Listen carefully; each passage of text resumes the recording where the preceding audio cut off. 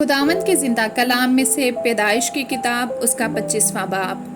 اور ابراہیم نے پھر ایک اور بیوی کی جس کا نام کتورا تھا، اور اس سے زمران اور یکسان اور میدان اور مدیان اور اسباق اور سوخ پیدا ہوئے، اور یکسان سے سبا اور ددان پیدا ہوئے، اور ددان کی اولاد سے اسوری اور لتوسی اور لومی تھے، اور مدیان کے بیٹے ایفا اور افر اور ہنوک اور عبیدہ اور الدوا تھے۔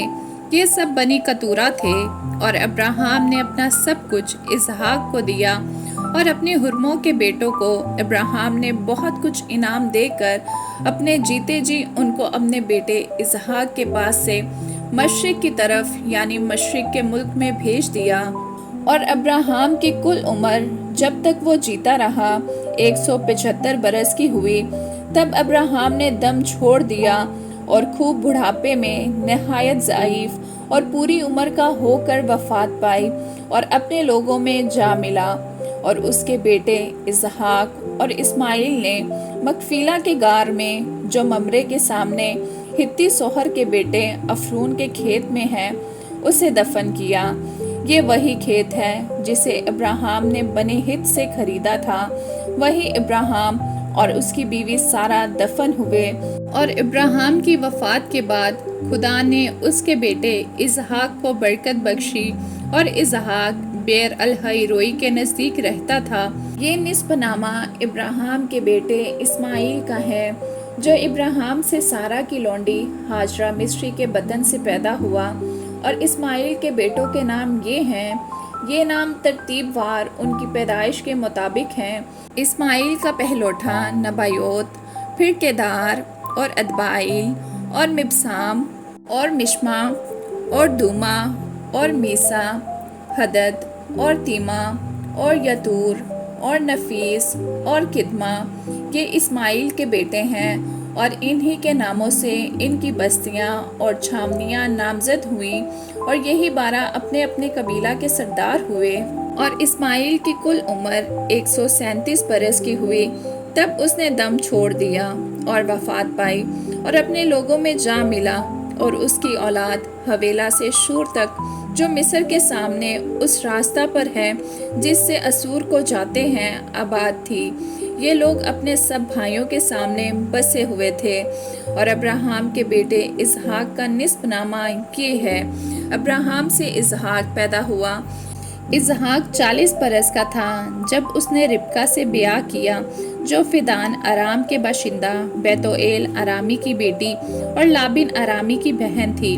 اور اسحاق نے اپنی بیوی کے لیے خداوند سے دعا کی کیونکہ وہ بانجھ تھی، اور خداوند نے اس کی دعا قبول کی، اور اس کی بیوی ربکا حاملہ ہوئی، اور اس کے پیٹ میں 2 لڑکے آپس میں مزاحمت کرنے لگے۔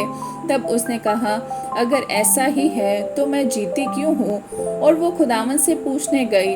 خداوند نے اس سے کہا، 2 قومیں تیرے پیٹ میں ہیں، اور 2 قبیلے تیرے بطن سے نکلتے ہی الگ الگ ہو جائیں گے، اور ایک قبیلہ دوسرے قبیلے سے زور آور ہوگا اور بڑا چھوٹے کی خدمت کرے گا۔ اور جب اس کے وضع حمل کے دن پورے ہوئے تو کیا دیکھتے ہیں کہ اس کے پیٹ میں توام ہے، اور پہلا جو پیدا ہوا تو سرخ تھا اور اوپر سے ایسا جیسے پشمینہ، اور انہوں نے اس کا نام عیسو رکھا۔ اور اس کے بعد اس کا بھائی پیدا ہوا، اور اس کا ہاتھ عیسو کی ایڑھی کو پکڑے ہوئے تھا، اور اس کا نام یعقوب رکھا گیا۔ جب وہ ربکا سے پیدا ہوئے تو اسحاق 60 برس کا تھا، اور وہ لڑکے بڑھے، اور عیسو شکار میں ماہر ہو گیا اور جنگل میں رہنے لگا، اور یعقوب سادہ مزاج ڈیروں میں رہنے والا آدمی تھا۔ اور اسحاق عیسو کو پیار کرتا تھا کیونکہ وہ اس کے شکار کا گوشت کھاتا تھا، اور ربکا یعقوب کو پیار کرتی تھی۔ اور یعقوب نے دال پکائی، اور عیسو جنگل سے آیا اور بے دم ہو رہا تھا۔ اور عیسو نے یعقوب سے کہا کہ یہ جو لال لال ہے مجھے کھلا دے، کیونکہ میں بے دم ہو رہا ہوں، اسی لیے اس کا نام ادوم بھی ہو گیا۔ تب یعقوب نے کہا، تو آج اپنے پہلوٹے کا حق میرے ہاتھ بیچ دے۔ عیسو نے کہا، دیکھ میں تو مرا جاتا ہوں، پہلوٹے کا حق میرے کس کام آئے گا؟ تب یعقوب نے کہا کہ آج ہی مجھ سے قسم کھا۔ اس نے اس سے قسم کھائی اور اس نے اپنا پہلوٹھے کا حق یعقوب کے ہاتھ بیچ دیا۔ تب یعقوب نے یسوع کو روٹی اور مسور کی دال دی۔ وہ کھا پی کر اٹھا اور چلا گیا۔ یوں یسوع نے اپنے پہلوٹے کے حق کو ناچیز جانا۔ آمین۔